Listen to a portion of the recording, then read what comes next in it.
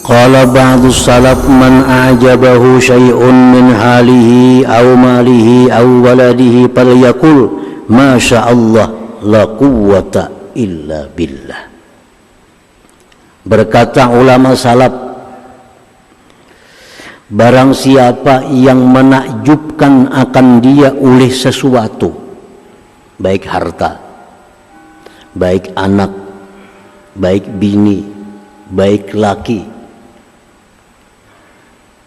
ucap, katakan masya Allah la quwwata illa billah.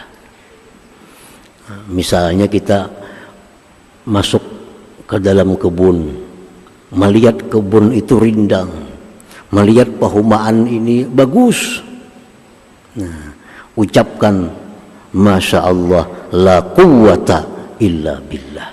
Ini kehendak Allah, tidak ada kekuatan selain Allah, selain kekuatan Allah subhanahu wa ta'ala.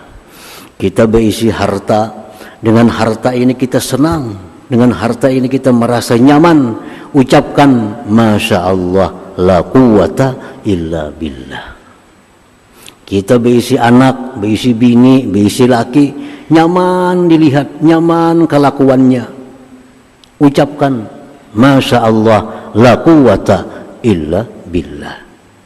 Nah, Rasulullah SAW bersabda, ma an'amallahu ala abdin ni'matan min ahlin aw malin aw waladin fayaqul masya Allah la quwwata illa billah fayara fi afatan dunal maut.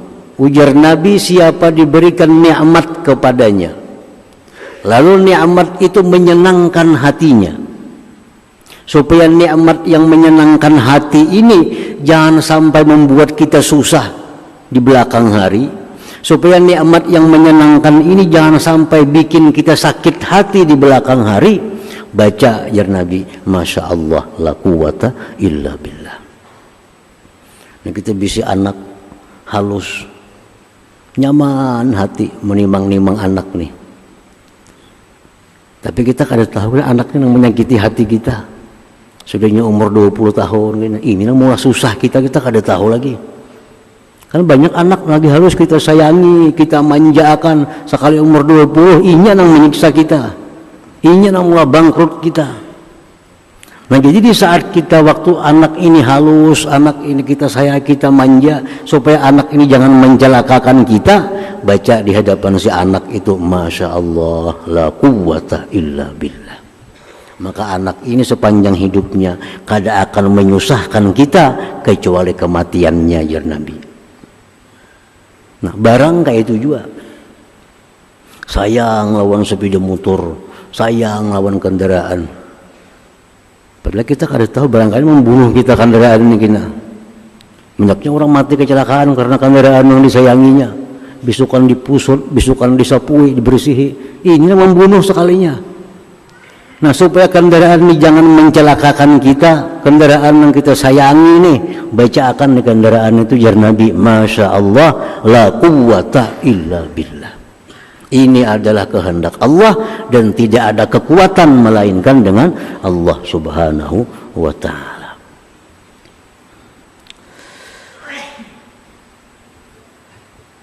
Jadi itu berlaku baik untuk benda, baik untuk anak, baik untuk bini, baik untuk laki.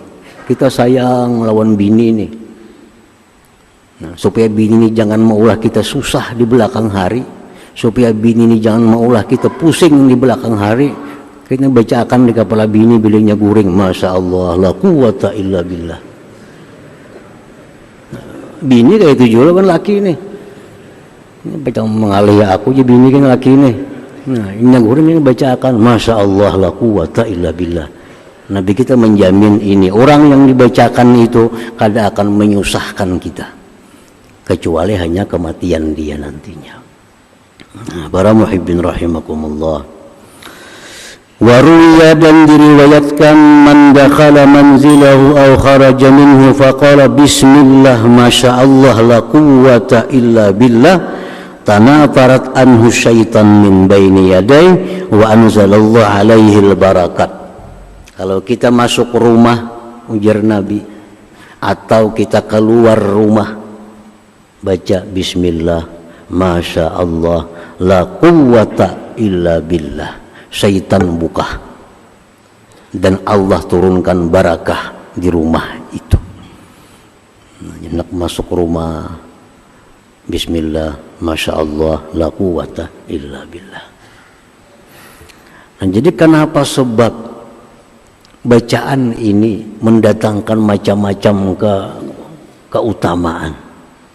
Apa sebab bacaan masya Allah la quwwata illa billah itu mendatangkan manfaat yang banyak kepada kita, pertolongan kepada kita? Karena bacaan itu pengakuan dari kita bahwa yang terjadi itu kehendak Allah dan tidak ada kekuatan apapun selain kekuatan Allah. Di saat kita mengakui tidak ada kekuatan selain kekuatan Allah, Allah akan perkuat kita. Allah akan tolong kita kalau kita mengakui yang kuat itu hanya Allah. Nah, coba kalau kita kadang membaca itu, berarti kita merasa kuat, berarti kita merasa mampu. Nah, di saat kita merasa mampu, merasa kuat, itulah Allah satu saat akan menghinakan kita, akan melemahkan kita. Jadi itu rahasianya. Kenapa bacaan ini hubungannya dengan banyaknya datang barakah, banyaknya datang pertolongan? Karena bacaan itu adalah pengakuan kita lemah, kita kada punya apa-apa, yang kuat itu hanya Allah. Nah, di saat itulah datang pertolongan kepada kita. Para muhibbin rahimakumullah. Kenapa perang Badar itu menang kita?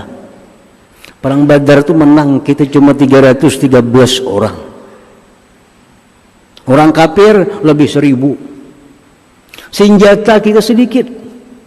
Orang kafir lengkap senjata.